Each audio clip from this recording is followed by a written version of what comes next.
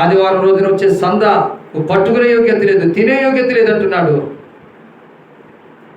విశ్వాసులు ఇచ్చే దశమ భాగాలు కూడా నీవు తినే యోగ్యత, పట్టుకునే యోగ్యత లేదంటున్నాడు.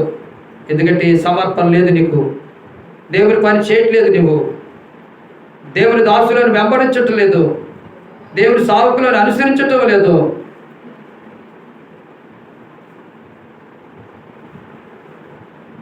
గ్యాజీ వలె ఉంటావా, నయమాని వలె ఉంటావా? నయమాని సేవకులు మాట విని 7 సార్లు వెళ్ళి అర్ధనదులు మునిగాడు కనుక స్వస్థత పొందుకున్నాడు, కుష్ఠరోగం బాగుపట్టింది. కానీ దొంగచాటుకి వెళ్ళి తెచ్చుకున్నాడు గెహజీ. నువ్వు కూడా రాజకీయ నాయకుల దగ్గరికి వెళ్ళి దొంగచాటుగా తెచ్చుకుంటున్నావేమో. రక్షణ పొందిన సహోదరి, బాప్తిని తీసుకున్న సహోదరుడా, బైబిల్ పట్టుకునే దేవుని సేవకుడా, వాళ్ళ చుట్టూ తిరిగి వేరు చుట్టూ తిరిగి అక్షతిని వెతకకుండా, జ్ఞానంతో వెతకకుండా, ఆయన మహిమని వెతకకుండా ఎవరేది ఇస్తున్నారా వాళ్ళ మీదకి ఇవ్వలేదుకి ఏదో తెచ్చుకుంటున్నావేమో. క్యాజీకి వచ్చిన కుష్ఠరోగం వస్తుంది, జాగ్రత్త. నాకు ఆ కుష్టి వద్దు ప్రభువా, పాపం అనే కుష్టి వద్దు ప్రభువా. ఏలియా దగ్గర ఎలిషా అలా ఎదిగాడు, అలా ఎదుగుతాను. ఆ 2 ఆత్మ నాకు కావాలి, ఆ 2 అభిషేకం నాకు కావాలి. ఈ రాత్రి నాతో మాట్లాడావు, నువ్వు పొందుకున్న అభిషేకం స్టెఫను వలె సంఘ పెద్దలు పొందుకున్న అభిషేకమే తప్ప ఆత్మ సంబంధమైనటువంటి అభిషేకం కాదని ప్రభువా నాతో మాట్లాడావు. ఇక నుంచి నేను సందా కూడా పట్టుకోను, దశభాగం పట్టుకోను. నేనే కష్టపడినా, నా భార్య కష్టపడినా అది దశభాగం ఇవ్వకపోతే సంస్కారం కూడా తీసుకోవద్దని చెప్పావు, శరీరం తినొద్దు, రక్తం త్రాగొద్దని చెప్పావు. ఈ మాటకు మేము లోపడకపోతే మా మీద ఉగ్రత వస్తుంది అన్నావు, కీడు వస్తుంది అన్నావు, శాపం వస్తుంది అన్నావు.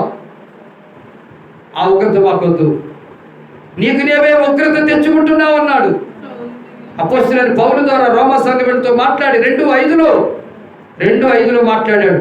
నీకు నీవే ఉగ్రత తెచ్చుకుంటున్నావు. దేవుని సొమ్ము సమర్పణ కలిగిన సేవకుడు తినాలి, పిలుపొందుకున్న సేవకుడు తినాలి, విశ్వాసంతో దేవుని సేవ చేస్తున్న సేవకుడు తినాలి. నువ్వు తినకూడదు. అలా తిన్నావా నీకు నీవే ఉగ్రత తెచ్చుకుంటావు, నీకు నీవే కీడు తెచ్చుకుంటావు. ఇక నుంచే మనసు మార్చుకో, ప్రవర్తన మార్చుకో, దేవుడితో ఒప్పందం చేసుకో, దేవుడి ఒక తీర్మానానికి రా. ప్రభువా నేను గెహజీ వలె ఉండను, దేవుని సేవకుల మాట విన్న నయమాని వలె ఉంటాను. నా కుష్టిని పోగొట్టు, ఎప్పటి వరకు చేసిన నా పాపం అనే కుష్టిని పోగొట్టు. అవిధేయతతో ఉండి ఈ ఉగ్రత నాకు నేనే తెచ్చుకున్నాను, క్షమించు ప్రభువా. ఇక నుంచి నేను మంచి పనులు చేస్తాను,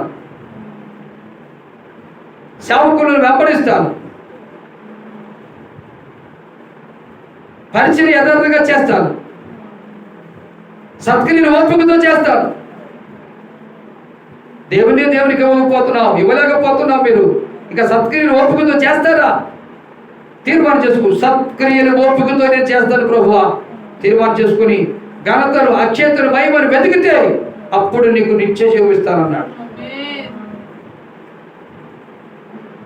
మారు మనసు పొందాను, బాప్తిసం తీసుకున్నాను, సంస్కారం తింటున్నాను, తాగుతున్నాను, నాకు నిత్య జీవం జరుగుతుంది అనుకుంటున్నావేమో. భ్రమ. నీకు నీవే ఒక్కరితో సమకూర్చుకున్నావు. ప్రభు నీతో మాట్లాడాడు కనుక తీర్మానం చేసుకో. ప్రభు ఈ రోజు నుంచి సేవకుడు చెప్పిన మాట గ్యాచి వినకుండా వెళ్ళి శాపం తెచ్చుకున్నట్టుగా నేను ఇప్పటి వరకు అదే తెచ్చుకున్నాను. ఇక అలా కాదు, నయమాని వలె నన్ను నేను కడుక్కుంటాను, నన్ను నేను శుద్ధి చేసుకుంటాను. నన్ను బాగు చేయి ప్రభువా. అక్షేత్ర ఘనతను, మహిమను వెతుకుతాను. నాకు ఆ నిత్య జీవం కావాలి ప్రభు అని తీర్మానం చేసుకో. ఒకవేళ ప్రభు క్షమించి ఆ కృపనిస్తాడు. ప్రార్థన చేసుకుందాం.